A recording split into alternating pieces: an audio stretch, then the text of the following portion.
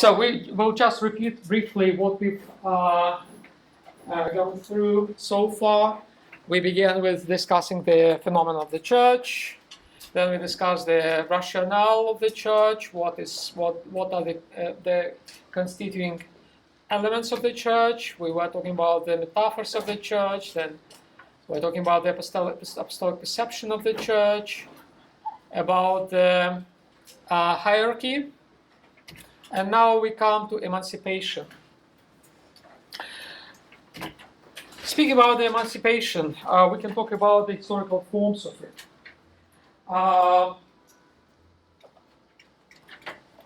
Almost simultaneously with the growth of hierarchical tendencies in the church, in parallel to that, in parallel to the process of building up hierarchies, there were processes of deconstructing those hierarchies. I was just talking for half an hour, 1.5 hours at the Greek cathedral to the clergy. When we had a clergy meeting, and I rushed with the cap here to the campus, just arrived, so I was talking all the time in the morning. I continue, so my voice is not okay. So, in parallel to the processes of building hierarchies, there were always processes of deconstructing those hierarchies. The process of deconstruction of the hierarchy is called emancipation. Even though there are many connotations connected with the word of emancipation, maybe you have your own connotations. What emancipation is connected with for you? What comes to your mind when you hear this word emancipation? Yes? Like when you file for emancipation, you can file for like dependency from like your parents. Exactly. Yes. Correct. Yes. Freedom. Yes. Other?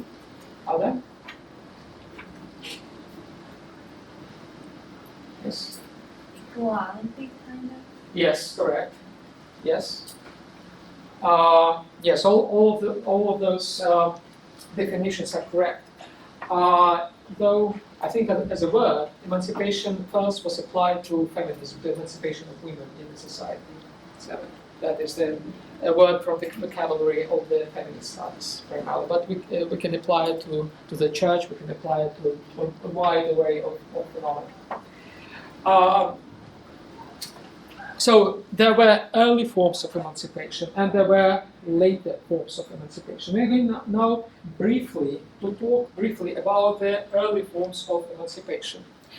For this reason, I will draw a timeline of periodization of the life of the church, of Christianity.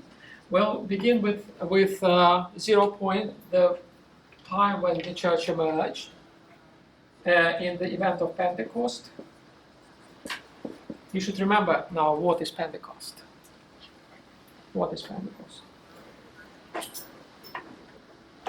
How the church was born, we were talking about this. Remember, it was connected with the Spirit.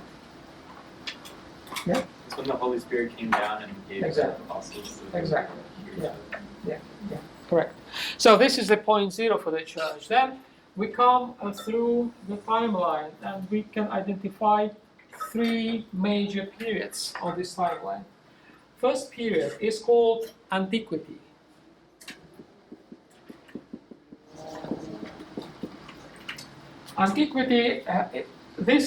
This period continued the Antiquity which began much before Christianity, the classical Antiquity.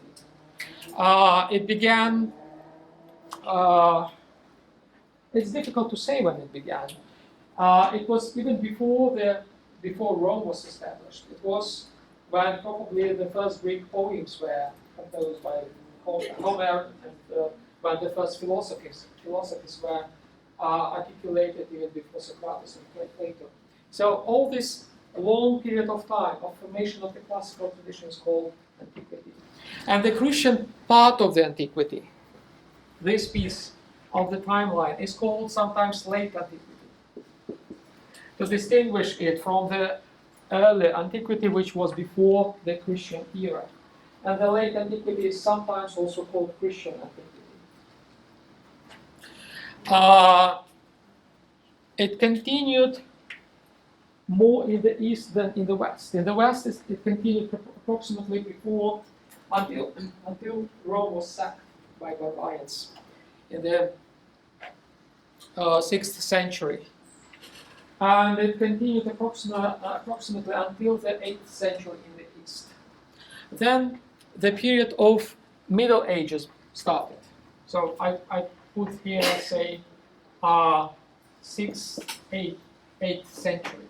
Then the period of Middle Ages began.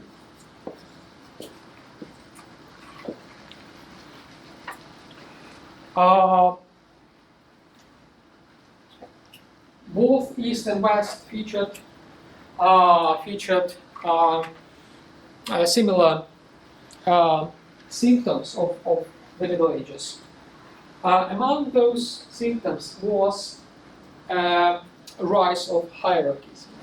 Hierarchism began rising here in the period of late antiquity, even though here it was still very kind of basic hierarchism. The main ideas behind hierarchy were articulated in the period of late antiquity. But those ideas were put to practice, to life, during the Middle Ages, when hierarchical structures were built in the church and in the society. So that was a feature of the Middle Ages, hierarchism, strict hierarchy. The Middle Ages continued approximately until the 16th century, 16th or maybe 17th century, when the period of modernity began. The period of modernity features many characteristics, including the rise of critical thinking, of secularization, when societies became secularized, not connected to the church. It is sometimes also called the Age of Reason, because rational thinking became dominating over metaphysical thinking. Metaphysical thinking is the thinking with reference to God. And it was a feature of the late antiquity and of the Middle Ages. People were thinking in the terms of God. They measured everything by God. But in the period of modernity, they mostly stopped doing this, and they adopted a way of thinking which did not necessarily include God. And this period of modernity, which continues until now, we can say that we live in the period of modernity. Its feature is emancipation. So hierarchism began growing here in the period of late antiquity and culminated in the period of Middle Ages here. And then it began falling down in the period of modernity, and the process of emancipation started. So the rise of hierarchism is the feature of late antiquity and Middle Ages. And then the decline of hierarchism is the feature of modernity. Does it make sense to you? Yeah? So what we'll be talking about is the process of emancipation.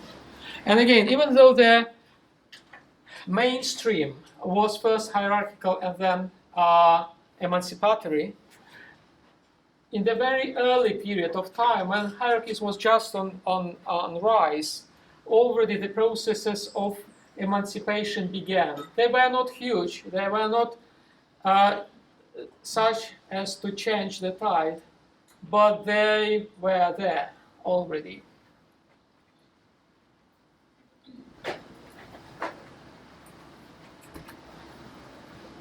And I will mention you just one of them. It is connected with improvement. which emerged in the 3rd century, which is called Montanism, after the name of Montanus, a prophet, who tried to disassemble hierarchical structures which were already on rise in his time. And his project was largely emancipatory for the church structures. He put a great deal of emphasis on the spirit, on the spiritual charismatic character of any community, not hierarchical structure, but on the charismatic nature of the church. And he created a group which also included women. He had among his closest collaborators 2 prophetesses.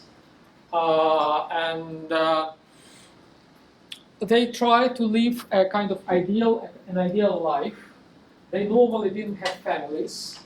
They attracted a lot of people by their ascetical kind of lifestyle. And most importantly, they tried to establish an ideal society, a society which would be different, radically different from the society around. They built a New Jerusalem. And they believe that this New Jerusalem is something special. It's a special presence of God, where there is equality, where there are no, hierarchical structures. They could not survive for a long time. They vanished in a few centuries. They existed, sporadically until the 6th century or so, and their main area was Asia Minor. And it's an interesting case. Last July, I traveled in Turkey and I wanted to see the place.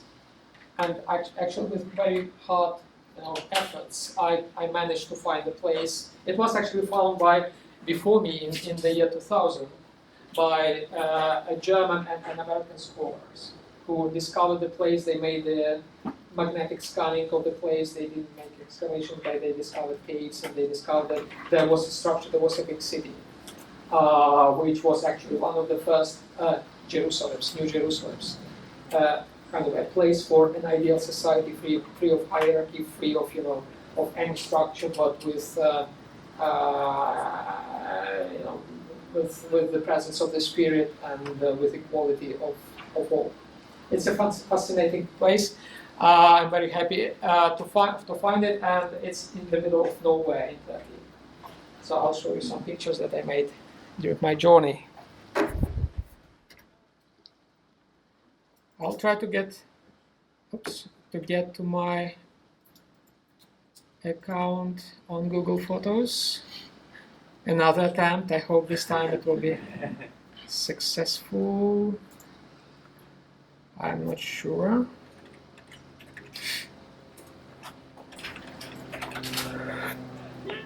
Excuse me.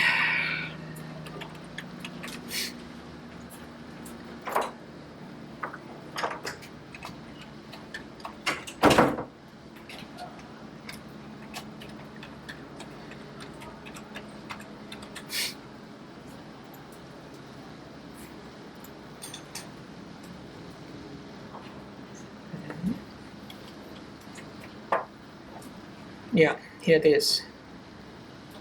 So this is the jury. There were some nice places, but there were some really, unlivable places, wilderness.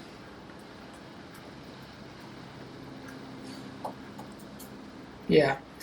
So that's the place. This place was called Phrygia in the ancient times. It was really the middle of nowhere. No one wanted to live there, with very harsh conditions of life. And the Montanists chose to live there, in the very harsh conditions. So it's this city which is now there, Uşak, called Uşak. I highly recommend this soup. This is really good. This is local. And then we went. I took a cab from this city, Uşak, and we just drove to the place. We drove like this. These are the roads. It was a long journey on cab. it would cost me a fortune in LA, but it was not so expensive there. And we are here. That's approximately how it looks now. It's a desert.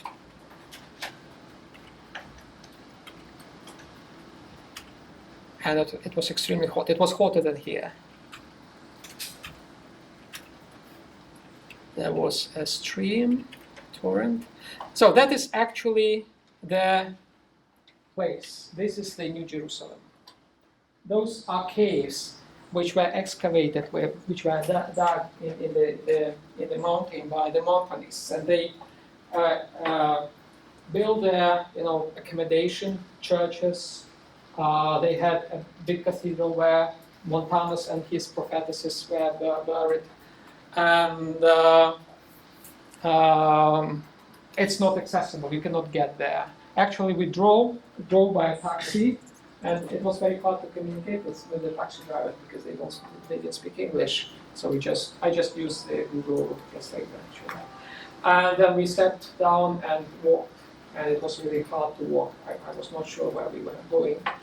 One moment, I just decided we need to go back because I was not sure where they led me. But eventually we arrived at the place, and that's it. Those are my guides. It's a Turkish peasant, and this is a taxi driver. And actually, the taxi driver never heard, even though he's a local, and there are some tourists there. He never heard and never been to this place. Only we went to a village, and we found some elders there. He asked an elder if someone knows where to go, and there was one who actually led us to the place. Well, that's how it looks. The road. So essentially, this is the New Jerusalem. People believed that Christ would come to that place eventually, and the valley between those mountains was they believed that would be the place where the faithful should wait for Christ, for the coming of Christ. And in the meantime, they tried to build an ideal society which would be free from hierarchy. Okay. You see what happened to them. That's what's happening to everyone who wants to build a society without hierarchy, unfortunately. What they tried to emancipate, to start the process of emancipation. And this was the 3rd century AD. Okay?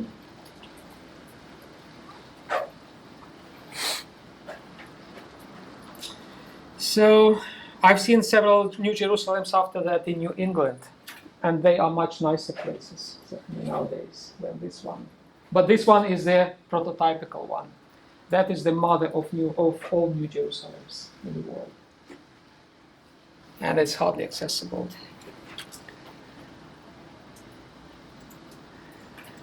Okay.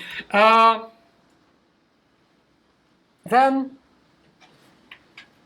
those movements, like Montanism, were marginalized and eventually overwhelmed by the process of hierarchization and incurred primarily by the merge of the church with the Roman Empire. Remember, we were talking that the nature of the Roman Empire was hierarchical. It was about hierarchy, all about hierarchy.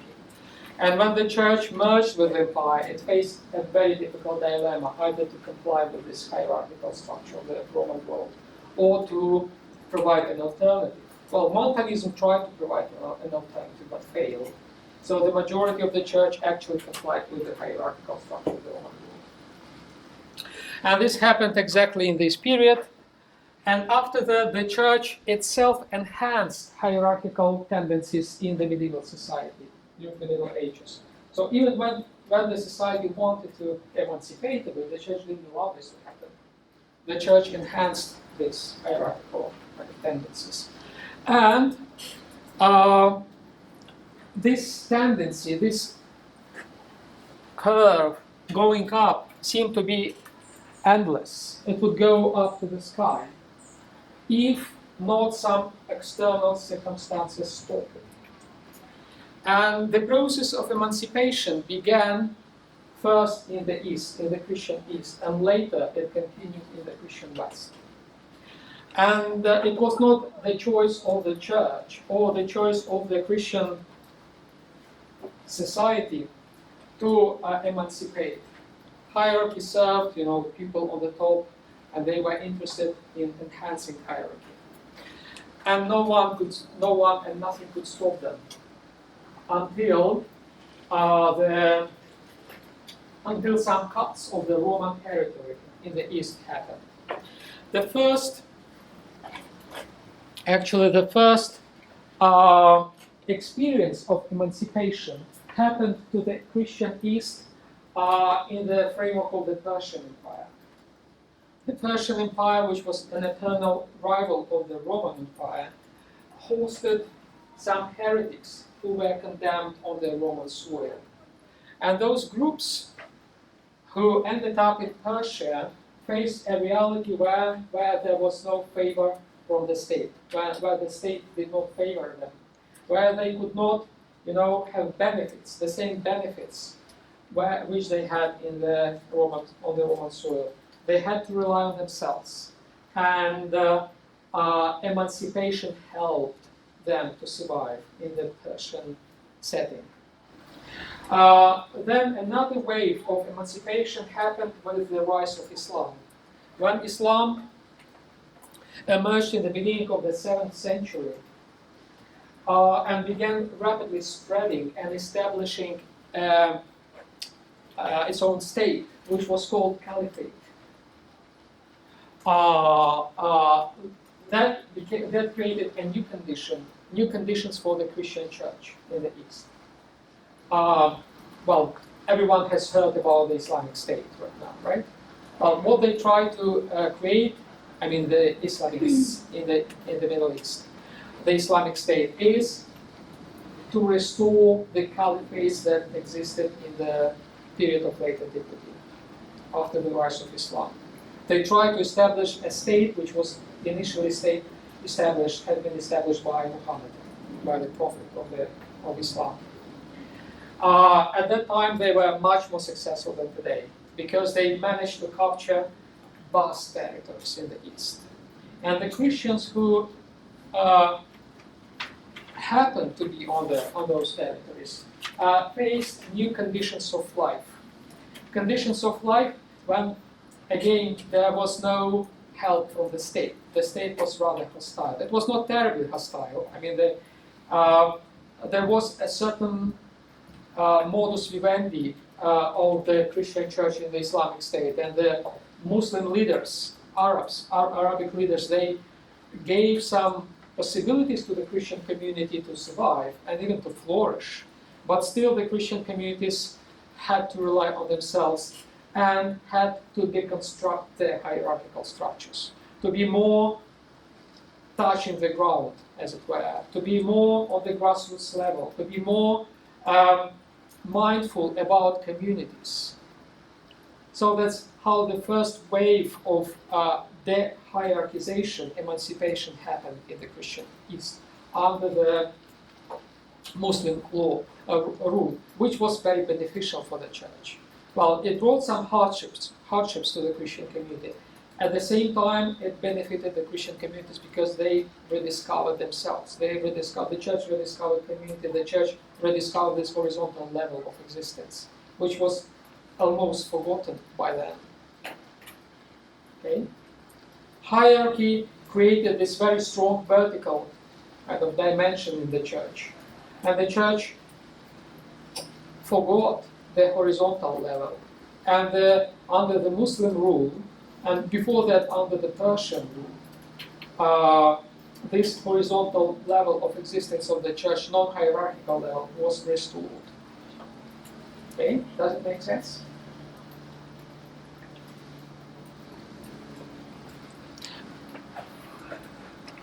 And, sorry. Yeah. Okay, I'll do it like this.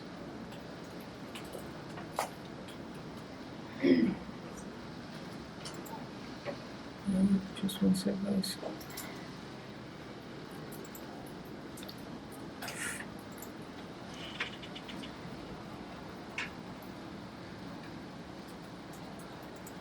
Yeah. What happened, I will show you in a short video clip.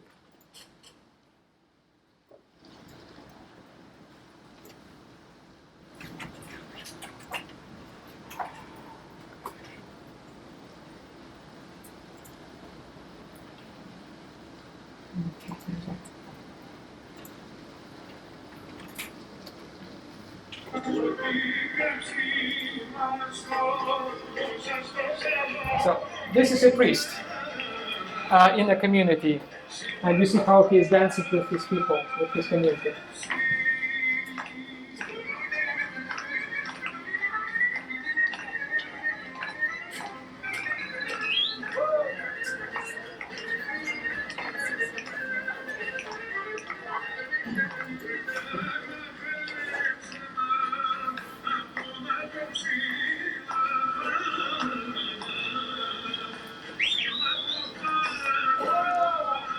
So it says a lot about leadership and ministry. On the one hand, he is a leader of the community somehow, but he's with his community, even sharing, joys of this community. And this became possible. This pattern became possible only after the Muslim rule was imposed on those communities, when the vertical structures were deconstructed and instead these horizontal structures emerged, or re-emerged.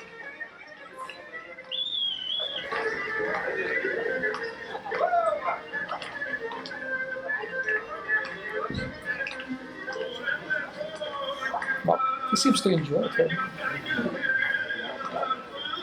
Yeah. What's this dance called? It's a Greek dance. I don't really, maybe you know how it's a those dances. Well, yeah, Can you dance? in my school, it was like mandatory at some point, but like, One day you probably show us. I think I'm fine. I don't know how it is called, but it's a traditional Greek dance.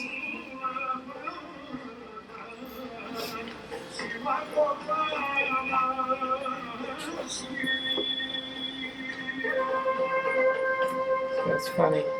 I'll show you another example. Also funny.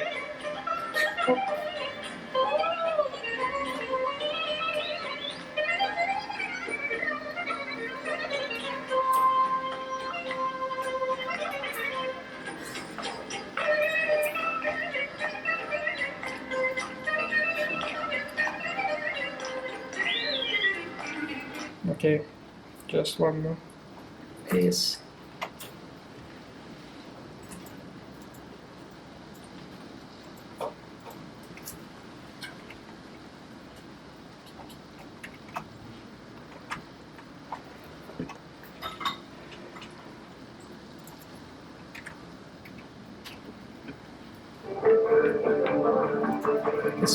Well, this one is younger, so he's more energetic.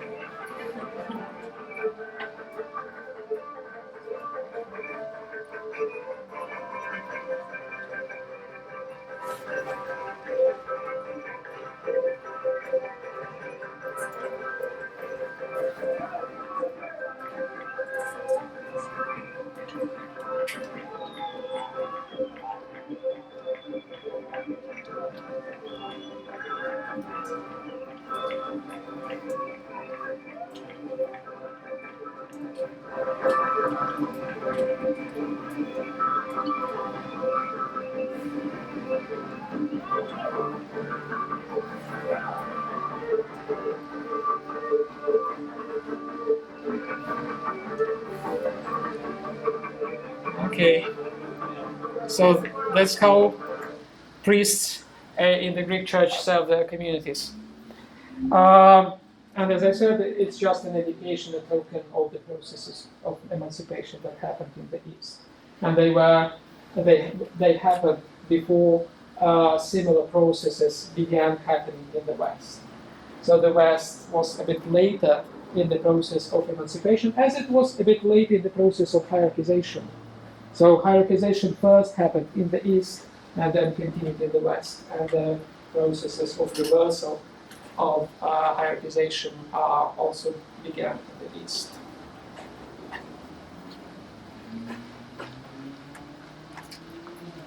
Okay, so we continue. And we continue with the processes of emancipation, which began exactly with the Reformation. The Reformation. So, what do you know about the Reformation? What is your idea about the Reformation? What is that? Yes, yes. You should know about Lutheranism. Oh yeah, Martin Luther and the 95 Crusades. Exactly. Where did it happen? Where? Where? Where did he do it? In Germany. Yeah. Do you know the city? Well, it starts with a W. Yes, correct. Wittenberg. Yeah. Now it has double name. Now it is also called Lutherstadt, the city of Luther. But the original name of the city was Wittenberg. So what Luther was about? What was his point? Wasn't it that he didn't like the way that the priests were taking indulgences to get into heaven, and how perhaps that hierarchy was abusing his power? Okay, correct. Yes, correct. There was something about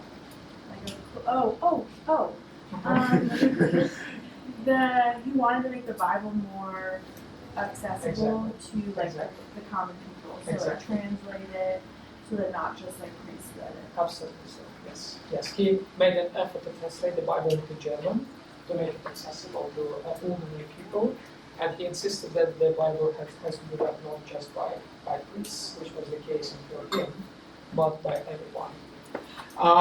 Luther took care. Remember, the original name of Luther is Luther, not Luther, which is an anglicized name. In German, the H is read as that.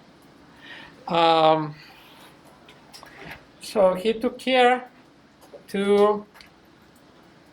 No, just skip this one.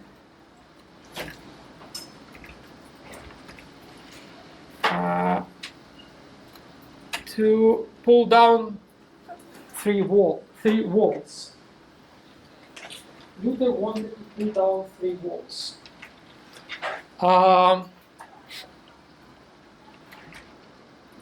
The first wall was between clergy and laity. Essentially, he wanted to deconstruct this hierarchical structure in which clergy was on the top of the hierarchy and lay people were on the bottom. That was his first point, emancipatory point. Another point was that he wanted to pull down the wall between secular and ecclesiastical powers.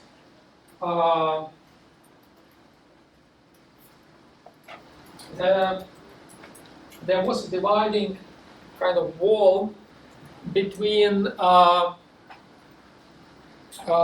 the church hierarchy and the secular political hierarchies.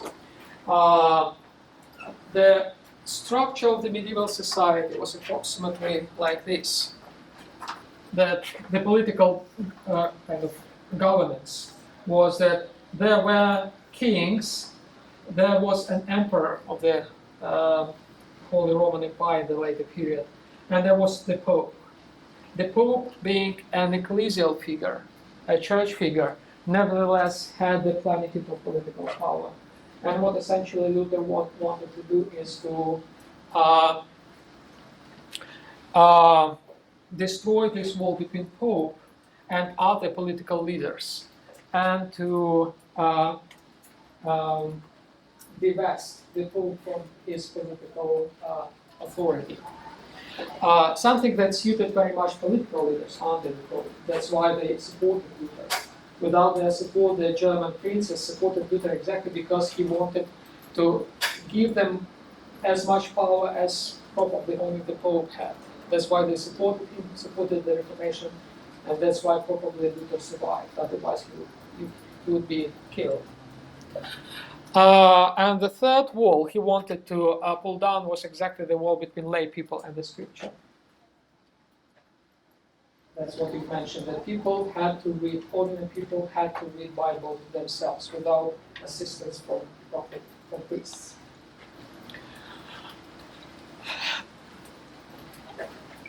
However, Luther, who exactly nailed his thesis at the Cathedral of Wittenberg in 1517, 500 years ago, that's why we celebrate the Reformation this year. He was not the first who articulated those ideas. Even before him, there were some figures, theologians, who began rethinking hierarchical structures and began the process of emancipation. This is an early Reformation or pre-Reformation. It's here. Yes, pre-Reformation, with figures like William of Ockham in the 13th, 14th centuries, like Marsilius of Padua.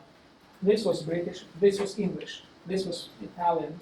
Marsilius of Padua also in the same period of time, or John Wycliffe in England in the 14th century, or Jan Hus. Have you heard about Jan Hus? The Hussite Wars in Europe? No. He was a Czech theologian from Prague, and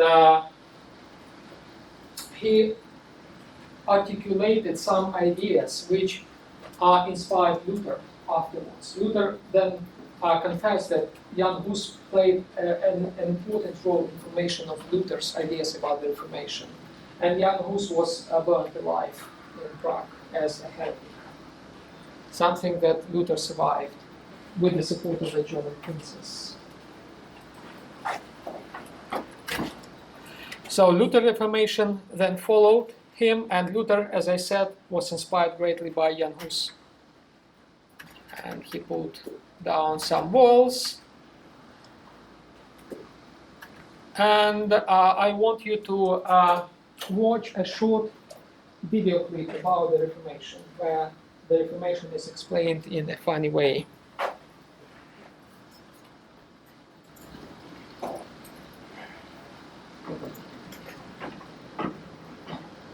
25 million years ago, a new species appeared on Earth. Hi, I'm John Green. This is Crash Course World History, and today we're going to talk about the Protestant Reformation. Mr. Green, this is irrelevant for me. I'm an atheist. Yeah, I know people in fact, because I'm you, although actually you are now Episcopalian. The Protestant church started because the king wanted to. Can you hear? But anyway, let me submit that Not quite. history is important I'm trying not to. your personal religious beliefs because it helps us to understand the lenses through which people have viewed their lives. I think it's the maximum that. Given that the Protestant Reformation is what proper historians refer to as a big-ass deal, which I will remind you is not cursing if you are referring to donkeys. We're doing it on the touch panel. Here? Oh yeah, that's a good idea. You're right. So before the Reformation, pretty much all Christians in Europe were Roman Catholic. Yes, there were other Oh, members good, great. Thank you of for this. Eastern Europe, and Asia, and Citation. Africa, but Roman Catholicism was the dominant form of Christianity and had been since like the 4th century. The Protestant Reformation broke so-called Western Christendom into 2, and then 3, and then 4, until finally there were uncountable denominations of Christianity, not just Lutherans, but Apostolic Lutherans, and Reformed Lutherans, and Free Lutherans, and Lutherans for just going back to being Catholic because this has become so complicated. This was hugely important. It changed people's way of looking at themselves and the world. It led to wider European literacy and eventually forced governments to grant religious freedoms, while also at the same time maybe being more of a political revolution than a religious one. So during the European Middle Ages, the Catholic Church really dominated European civilization. It's almost impossible to imagine the scope of the Church's power in the Middle Ages, but let's try. First off, the Catholic Church was the caretaker of the most important thing that Christians had, their souls, which, unlike our temporal bodies, were eternal. And then there was the parish priest, who played a pivotal role throughout every person's life, baptizing them, marrying them, hearing their confessions, providing last rites. The Church also provided all of the social services. It distributed alms to the poor and ran orphanages orphanages and provided what education was available. And most Europeans would, in their lives, meet exactly one person who could read the Bible, which was only available in Latin. Their parish priest. And the church owned over 1/3 of all the land in Europe, which helped make it the most powerful economic and political force on the continent. And the Pope claimed authority over all the kings of Europe as the successor to the Roman Emperor. So this was a very powerful institution, and it was undone by one chronically constipated monk. Here at Crash Course, we don't like to get too into great man history, but the Reformation really was initiated and shaped by one man, Martin Luther. No, Stan, the Martin Luther he was named for. No, Stan, the Martin Luther that he was named for. Yes. Okay, let's go to the farm. Luther studied law, and like most law students, he hated it. Then one day, a sudden storm blew up, lightning struck him to the ground, and in a panic, he cried, "Help me, Saint Anne, I'll become a monk." He survived, and in the next 2 weeks, he withdrew from university, entered an Augustinian monastery, took his vows, and sent a message to inform his family, who I'm sure were delighted to have spent all that money on education, because monking is so lucrative. In 1505, Luther was sent to Rome on a diplomatic mission, and he ignored all the awesome art and focused instead on Rome's corruption, with prostitutes openly soliciting on the filthy streets, priests who made light of their duties, hurrying through Mass so fast that it seemed to mean nothing, and openly deriding church doctrine. Luther was obsessed with his own sinfulness, and he kept confessing incessantly. And finally, his confessor and teachers sent him to the University of Wittenberg because, they were a little bit annoyed with him, and they figured he'd be good at teaching scripture. These days, of course, incessant confessors are put on the Real Housewives of New Jersey, but back then you sent them to the University of Wittenberg. Anyway, Luther finally found his answer in St. Paul's epistle, specifically in one line that said, "The just shall live by faith." In other words, salvation comes through faith, not good works, not through prayer or fasting or vigils or pilgrimages or relics or giving to the poor or the sacraments or any action that a person can take. We can't ever be good enough through our actions to merit salvation. We can only have faith. In Latin, sola fide. Only faith. Thanks, Thought Bubble. So Martin Luther's new interpretation of sola fide grew into a full-scale conflict with the Catholic Church when a friar named John Tetzel came to Wittenberg selling indulgences. An indulgence was a donation to the church that came with a promise from the Pope to reduce a sinner's time in purgatory. Like, to quote from an indulgence that Friar Tetzel sold, "I replace thee in the state of innocence and purity in which thou wert at the hour of thy baptism." Luther felt like that wasn't the sort of thing that, should be for sale. The price of this whole life complete forgiveness of any horrible sin certificate, by the way, was 3 marks, probably about half a year's wages for a laborer. So Luther didn't like seeing his parishioners handing over money that they didn't have for a scrap of paper that he believed to be meaningless. So in response, he wrote 95 theses against indulgences and then dramatically nailed them to the church door for all to see on October 31st, 1517. Or else he mailed them to the archbishop, or possibly both, we don't actually know. This led to a series of debates with other men of the cloth, during which Luther's positions became increasingly radical. Starting from the statement that Christians were saved only through faith and the grace of God, for instance, Luther then upped the ante, saying that the church's rituals didn't have the power to save souls, and then he argued that far from being infallible, the church and the Pope made errors all the time. That was a pretty bold thing to say, and then it got even more dramatic when Luther ultimately denied that the church and the officers of it had any spiritual powers. He said that the priesthood was a human invention and that individual Christians didn't even need priests to receive the grace of God. Instead, Luther described a priesthood of all believers. So this had gone from a call for reforming indulgences to a revolution. So in 1521, Luther was called to defend his ideas before the Holy Roman Emperor Charles V at the Imperial Diet of Worms, or in German, Worms. Also, let me say retroactively, now that everyone has commented on my poor German pronunciation, Wittenberg. Emperor Charles famously said, "A single friar who goes counter to all Christianity for 1,000 years must be wrong." To which Luther was like, "Stop flapping that hideous Habsburg jaw of yours." But there was something to what Charles was saying, right? Because plenty of radical friars had criticized the church's abuses and hypocrisies over the years. Why would Luther prove influential? Well, one reason was the printing press. Now, most people in Europe at the time couldn't read, but a lot of people could, including, of course, a lot of priests. And over 2,000 editions of Luther's writings appeared between 1517 and 1526. And his ideas also appeared in pamphlets and posters posters and cartoons that were seen and read aloud, reaching millions of readers and listeners. In short, Luther's ideas were all over like the Tumblr of the day, which was a town crier and broadsides nailed to doors. And it caused quite a stir, especially the stuff about like the Pope being the Antichrist sent by the devil. Like I said, it got pretty radical. But maybe the most revolutionary of Luther's publications was his new translation of the Bible into German. For the first time ever, non-priests could read the Bible for themselves because Luther used the German that people actually spoke instead of Latin, and his work quickly caught on among common people. Hundreds of thousands of copies of Luther's Bible were printed. People carried it in their pockets and memorized it. Now everyone could quote scripture and discuss its meaning. Now Luther's theory was that if everyone just returned directly to the scriptures, they would see the one single truth, and the church would be restored to its original simplicity. Yeah, no, I have a message to the restorers of history. There is no original simplicity! The thing is, once you start making scripture accessible to everyone and tell them that their opinions are just as good as those of the clergy, what happens is that people start, having different interpretations of what religious truth is. So Luther's protest started creating spin-offs, the Zwinglians and the Calvinists and the Anabaptists, and then the spin-offs had their own spin-offs. It's like how first there was Iron Man, and then there was the Avengers, and then, like an Avengers TV show. Pretty soon we're going to have Ant-Man get his own movie. Protestant Reformation is basically just the exact same thing as the Marvel comic universe, but no Thor because he's pagan. Anyway, many of these new denominations will be familiar to you. The Anglicans and Puritans, the Quakers, the Presbyterians, the Methodists, the Baptists. Each of these new Protestant churches thought that it knew the one true way to worship God, and that, everyone else was going to hell, and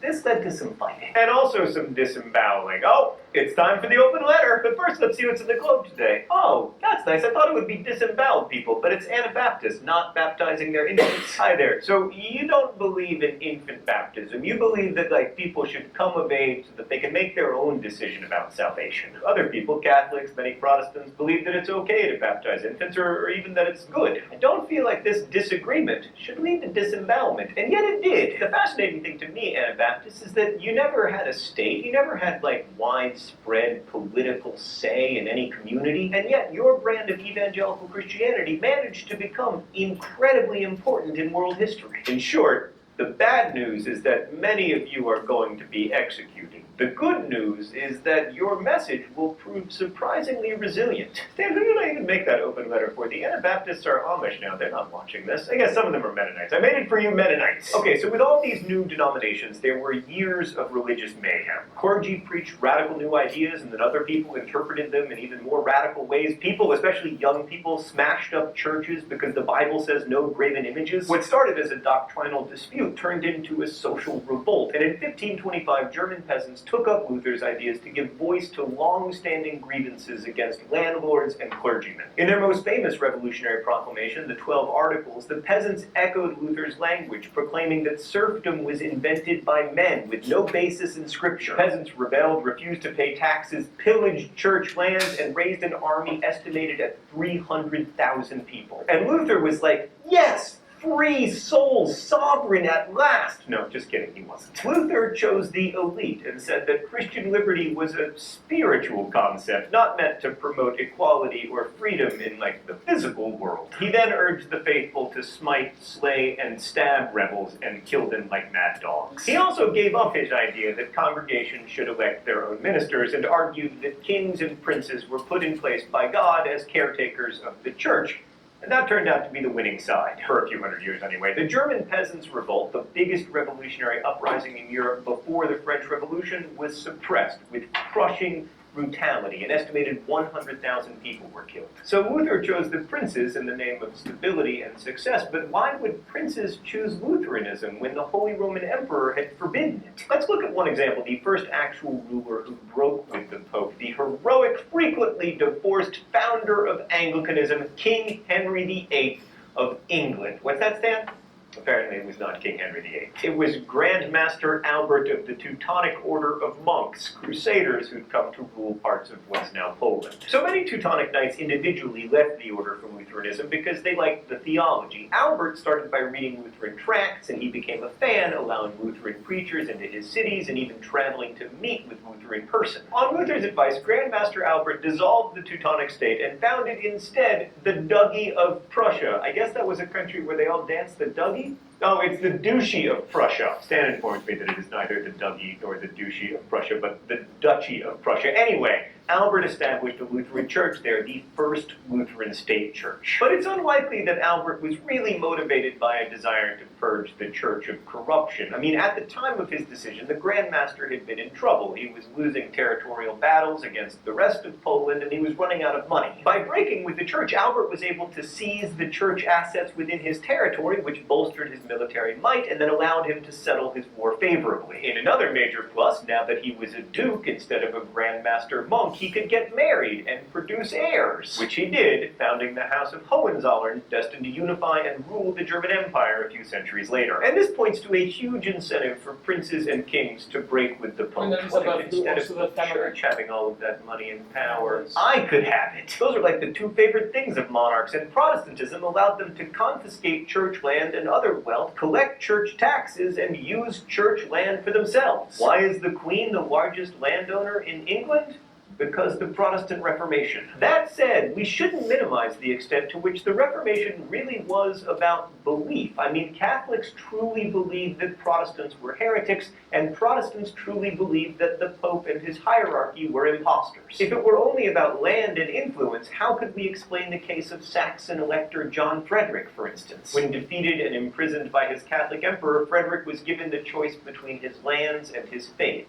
He chose his faith. And then there were Catholics like Sir Thomas More, who would not sanction Henry VIII's break with the Pope and chose execution over sacrilege. So in the end, the Reformation was both a religious movement and a political one. Now, many argue that the Reformation eventually led to more religious toleration in Europe because people just had to learn to live with each other once they had a bunch of wars and figured out that there were going to be both Catholic and Protestants moving forward. There were many other effects of the Protestant Reformation. Max Weber famously called it the foundation of European capitalism. But for me, the most crucial aspect of the Protestant Reformation is contained inside the words protest and reform. These have become two of the central political ideas in recent centuries. And while religion has justifiably been blamed for much violence and intolerance, we should also remember that many of the leaders of the American civil rights movement, for instance, were Protestant clergy. And they saw a history of protest that could fuel real and lasting reform that included people like Gandhi and Thoreau, but also people like Martin Luther. Thanks for watching. I'll see you next week. Crash Course is filmed here in the Chad and Stacy Emicolt studio in Indianapolis. It's made with the help of all of these nice people and... Okay, I hope, guys, that you have memorized all the facts and names. What is important about this story for us is that Luther became a protagonist of emancipation in the West. And this emancipation did not stop with his death, did not stop with the foundation of establishment of the Protestant churches, but it continues even now. And it affected actually many other domains, not just the Protestant church. It radically changed the society, the Western society. Modern democracy and republicanism, they owe a lot to the Reformation. So this impulse of emancipation, which was carried on by the Reformation, continued and went much further than just the church. Okay, so even the civil rights movements, as it was mentioned, they rely on this impulse.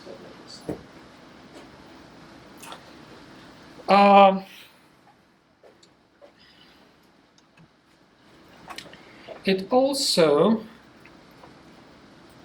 well, there was also other versions, they have been mentioned, of the Reformation, like Calvin's Reformation. Calvin also wanted to establish an ideal city, a New Jerusalem, just like Montanus wanted to.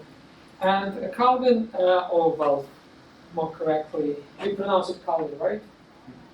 It's more correctly Calvin. It's a French name, and he lived in Geneva. So he turned Geneva into a New Jerusalem, and he made it a hell, because he established a completely new structure, which was not anymore much hierarchical, and he punished everyone who disagreed, and he executed a lot of people who made a true dictatorship in Geneva. So all the attempts to build New Jerusalem, or many attempts to build New Jerusalem, turned into hell.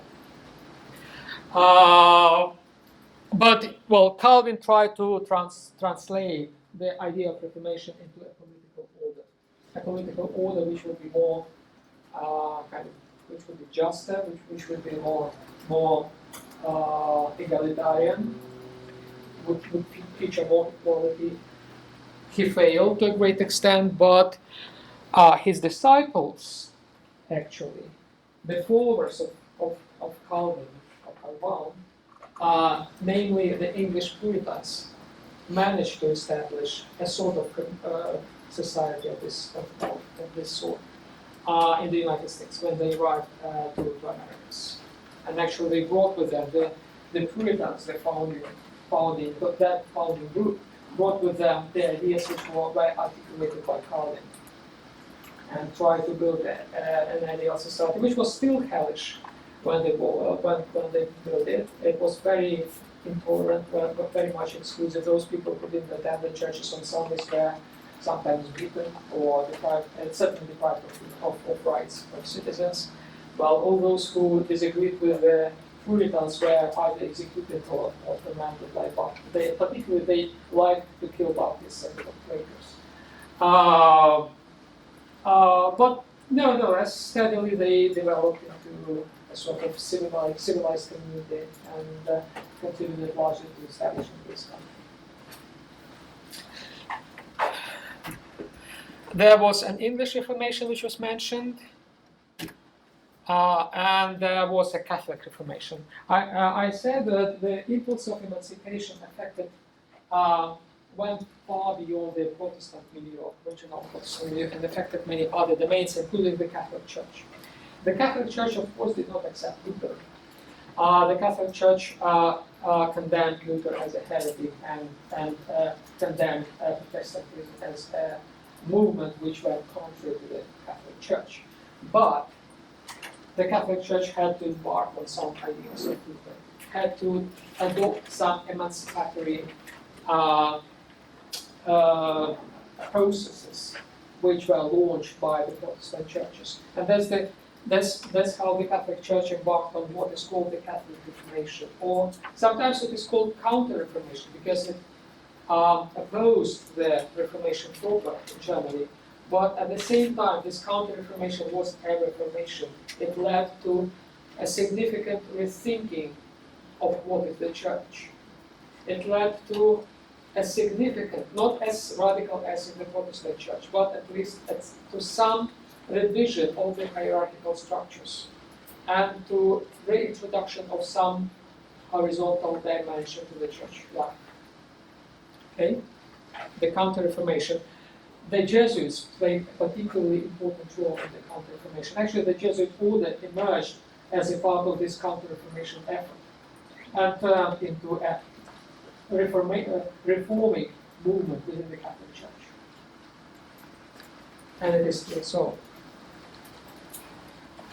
I'll show you a short video clip about the Counter-Reformation or Catholic Reformation, whatever you call it. 25 million years ago. Number two, they're going to respond to complaints about abuses within the Catholic. Okay, here we are. My name is Paul Sargent, and welcome once again to AP Euro Bit by Bit, a series in which I'm trying to teach you modern European history in small bite-sized pieces so that you can better understand it. So today, we're going to look at the response of the Catholic Church to the Protestant Reformation. Now it's starting.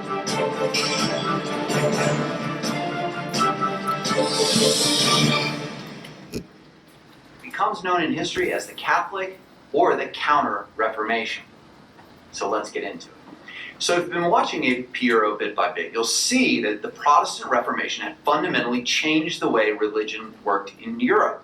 Protestant groups started by Martin Luther and continued by the second generation of guys like Calvin and Zwingli and others decided to break away from the Catholic Church and to challenge Catholic dogma Catholic doctrine, the belief that the Catholic Church had about salvation, and the way they were going about doing business. And this is a Catholic Church that had unified Christendom into one thing for nearly 1,000 years. And so now they were facing a unique challenge. They decided to meet together at the Council of Trent. And really the goals of the Council of Trent were to do two things. Number one, they were going to respond to the challenges of Protestant groups. Number two, they were going to respond to complaints about abuses within the Catholic Church coming from, well, within the Catholic Church. So their entire program, what they decided, was really based on three principles.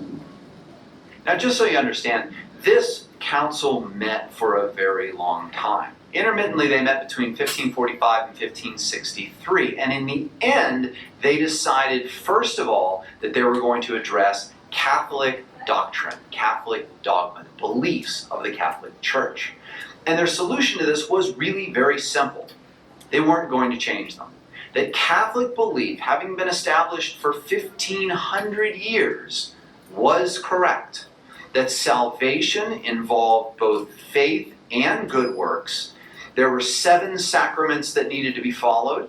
And they also affirmed that authority in religious matters comes not only from the Bible, but also from the collected writings and understandings and everything else produced by the Catholic Church and Catholic thinkers for the last 1,500 years. So they didn't give any ground to the Protestants on the doctrine side. They said Protestants were wrong on this.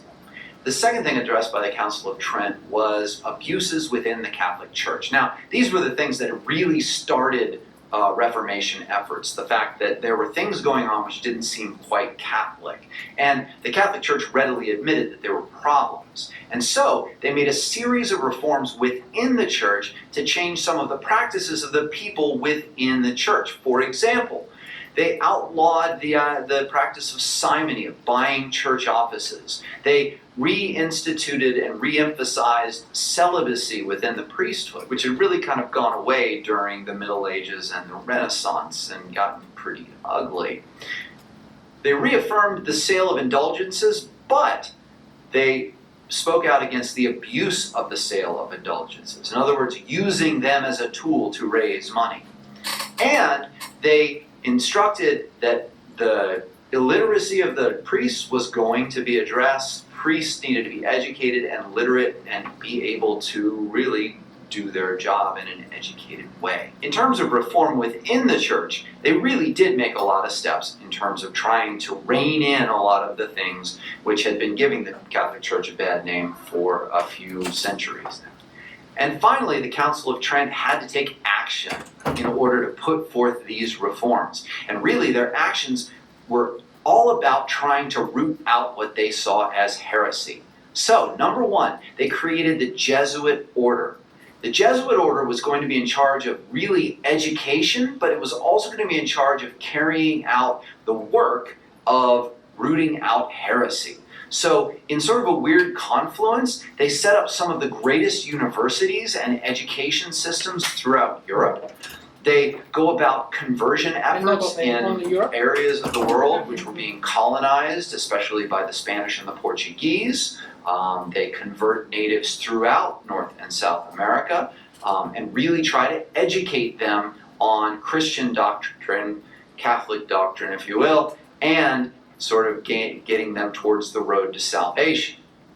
But the Jesuits were also in charge of the Inquisition and trying to find heretics and get them out, to make them confess and then do some pretty nasty things to them. The other thing the Catholic Church did is they created the Index of Prohibited Books. And the Index of Prohibited Books was going to expand and expand and expand. And really what it is, it's a list of books that Catholics should not read because they have teachings, they have ideas which the Catholic Church determines to be, well, bad. And think about this. In this era of enlightened understanding of things, and in this era where we celebrate Ban Book Week and all of that, it's really hard for us to understand the idea of banning books. But in a purely religious sense, The world is caught in a battle between God and Satan. And those things which are not holy are, by definition, tricks of the devil to try and gain souls. Getting rid of those takes away the temptation from souls and allows them an easier path to salvation. So it makes sense. I'm not saying I'm a fan of banning books, but it makes sense, especially at the time. So, what were the effects of the Council of Trent? Well, education throughout Europe definitely benefited from the Jesuit universities that were put up. It really made it so that Protestantism couldn't really take hold in Southern Europe. So they held on to Italy and the south of the Holy Roman Empire, Spain, Portugal, areas like that, and thus lots of the new colonies which were being established. Was it a success? Well, the Catholic Church still stands today as a very powerful institution, and they don't meet again to change Catholic belief, dogma, practices, or anything else until Vatican II. On the other hand, Protestantism does flourish in the north of Europe. It does spread to colonies in some areas, especially those areas colonized by the Dutch and the British, and Protestantism is still alive today. So it's a mixed bag, but the Catholic Reformation, the Counter-Reformation, does try to stop the Reformation, but holds a line with we're right on the beliefs. And that's what's important to know. So that's about it for the Council of Trent. Thanks for watching. My name's Paul Sargent. This is AP Euro Bit by Bit. Okay, so now can you connect the Catholic Reformation and LMU? What is the connection? Is it just because we're a Jesuit university? Or? Exactly, as a part of the effort to educate people. Jesuits were very good in establishing universities, and this one is one of them. So LMU is a product of the Catholic Reformation, in a sense. You will know better about the university. So this guy mentioned that there was another effort to continue the Catholic Reformation after the Council of Trent, which was Vatican II, the Council Vatican II. What have you heard about this council?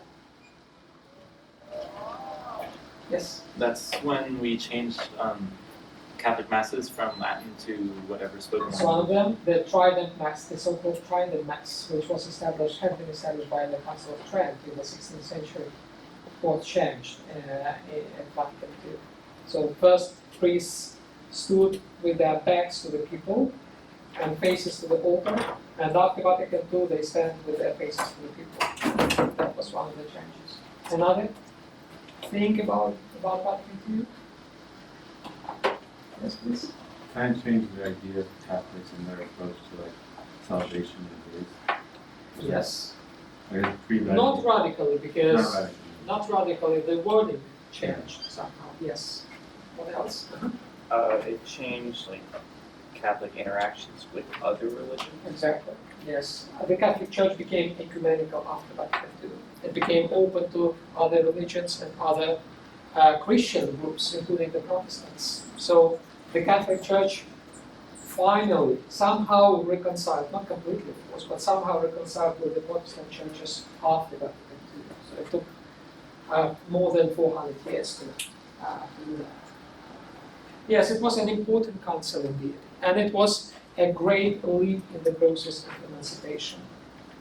So it was a really, the council itself called it the process of aggiornamento, which means adjustment in Italian. Adjustment to the conditions of the modern life.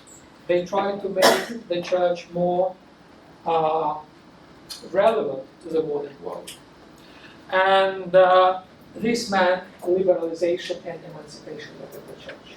That's why many Catholics did not accept Vatican II and still don't like it, especially conservative Catholics. They consider it a sort of heretical, almost heretical council. This is because the council had really a strong and obvious liberal agenda, the agenda of liberalization and emancipation, and it was a milestone in the process of emancipation. Okay? Guys, we agreed that you would not use your laptops during our lectures. Would you please shut it down? Because I see some of them have one eye on your screen and another eye here. So Vatican II was really important in this regard. And I think you need to know more about the council. So it lasted 4 years, from 62 to 65, produced a number of documents which are still very important for the Catholic Church. If you take, say, two popes, Benedict the 12th and the previous one, and Francis, their attitude to Vatican II was quite different. Even though Benedict participated himself in the council, he didn't like it very much, and he tried to revise the council. Benedict is very much on the side of the council. He's wholeheartedly supporting the council. Vatican II. So let's watch a short movie about this council. Another piece of movie. Certainly, the most debated event of the Church in the 20th century was the Second Vatican Council. Praised by many, criticized by others, Vatican II raises a lot of questions. In this video, we will explain what the Second Vatican Council was.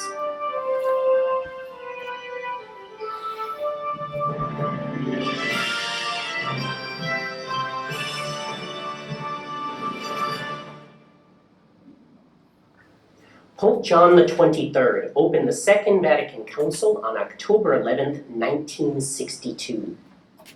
John XXIII died the following year, but his successor, Paul VI, continued the council and brought it to a close on December 8, 1965. Vatican II consisted of 4 sessions. The first session, October 11th to December 3rd, 1962, the only one to occur during the pontificate of John XXIII, promulgated no document. It was essentially used to shockingly discard the documents wisely prepared during the previous 3 years of preparation. Vatican II was the 21st ecumenical council. It was the biggest in terms of the number of participants. Over 2,000 bishops attended. However, the Second Vatican Council was declared to be no more than a pastoral council, one that does not resolve questions of faith definitively, but which gives pastoral directives for the life of the Church. The popes decided against defining dogmas, and so they renounced invoking the infallibility which normally pertains to an ecumenical council. Thus, its documents are not infallible. Furthermore, some of its own defenders themselves proclaim loud and clear that the council was a revolution in the Church. For instance, Cardinal Suenens made a parallel between the council and the French Revolution, saying that Vatican II was 1789 in the Church. Father Yves Congar, a conciliar theologian, compared the council to the Bolshevik Revolution, saying, "The Church has peacefully undergone its October Revolution." Vatican II wished to remain a pastoral council. However, by the time it was over, it was dogmatized. A new spirit and teaching was imposed on the Catholic Church, in opposition with what the previous popes had taught. For example, the documents on the Church, on the bishops, and on the missions present novelties on the question of the relationship between the bishops and the Pope, collegiality. Lumen Gentium introduced a new notion of the priesthood. Lumen Gentium introduces a new notion on the liberty of worship and of conscience, and on the concept of liberty. New notions previously condemned by the popes. Gaudium et Spes inverses the purpose of marriage, a change that John Paul II will introduce in the new canon law. Also, new ideas of ecumenism in the Church's relations with non-Christian religions and even with atheists are also adopted. In short, we can say that Vatican II was a revolution in the Church. So many changes that were introduced at the time and have happened since that anyone who would come to the present from the past would not recognize the Church, neither in its teaching nor in its liturgy. For further understanding and insight on this question, we recommend reading I Accuse the Council and A Bishop Speaks, both by Archbishop Lefebvre, which can be found at angeluspress.org. Well, as you see, this take is rather conservative, rather critical about Vatican II, and this perspective is rather against Vatican II. And the main accusation about this council was that it, from this perspective, from this side, is that the council introduced something new to the church. We can articulate this change as emancipation. So in this sense, the Council of Vatican II was emancipatory. Certainly conservative folks don't like it. People who are more open-minded really like it and really subscribe to Vatican II, even if they are not Catholics. Even other Christians, like with Francis, Pope Francis, not only Catholics like him, but other Christians as well. The same applies to Vatican II. So the council is acknowledged, is appreciated far beyond the Catholic Church. That's what I wanted to share with you guys. Let me check if something is remaining. Sure. Right, that's what I wanted to share with you. Anyways,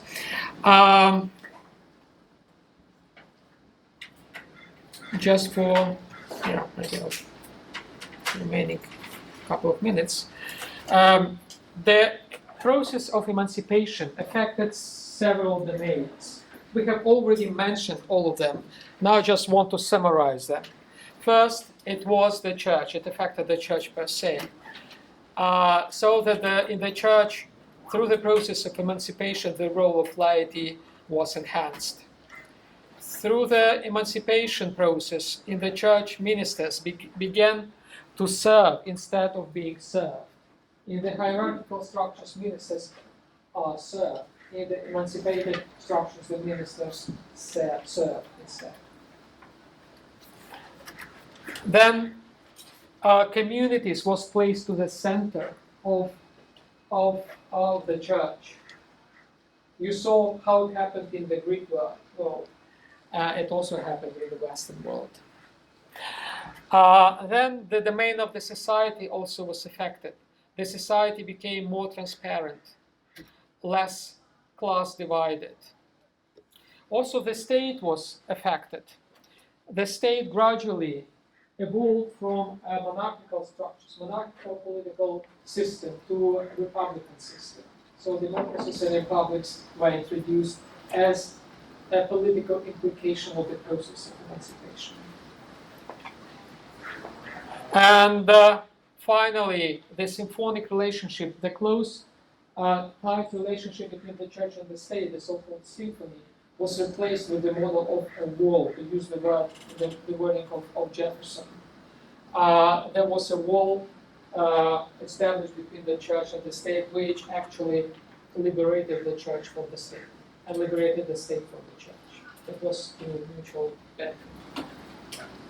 So those were implications of the processes of emancipation which never ceased in the church, which began as early as the processes of hierarchization began, right? We saw how the Montagnists tried to emancipate the church, not very successfully, but the Reformation succeeded in that and affected all other domains of the